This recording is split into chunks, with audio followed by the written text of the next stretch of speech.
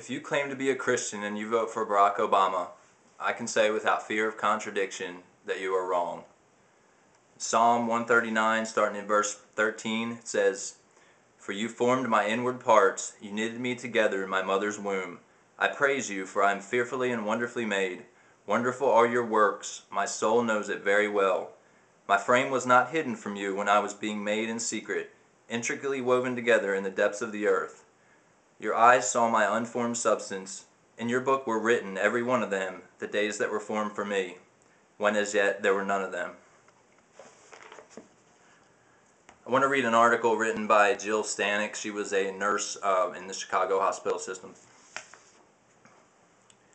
As a nurse at an Illinois hospital in 1999, I discovered babies were being aborted alive and shelved to die in soiled utility rooms. I discovered infanticide. Legislation was presented on the federal level and in various states called the Born Alive Infants Protection Act.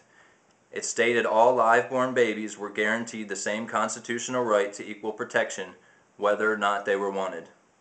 BAIPA sailed through the U.S. Senate by a unanimous vote. Even Senators Clinton, Kennedy, and Kerry agreed a mother's right to choose stopped at her baby's delivery. The bill also passed overwhelmingly in the House. NARAL went neutral on it. Abortion enthusiasts publicly agreed that fighting BAIPA would appear extreme. President Bush signed BAIPA into law in 2002. But in Illinois, the state version of BAIPA repeatedly failed, thanks in large part to then State Senator Barack Obama. It only passed in 2005 after Obama left. I testified in 2001 and 2002 before a committee of which Obama was a member.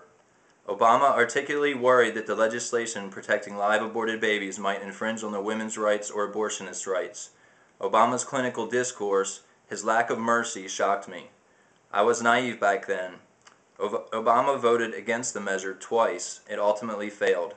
In 2003, as chairman of the next Senate committee to which BAIPA was sent, Obama stopped it from even getting a hearing, shelving it to die, much like babies were still being shelved to die in Illinois hospitals and abortion clinics.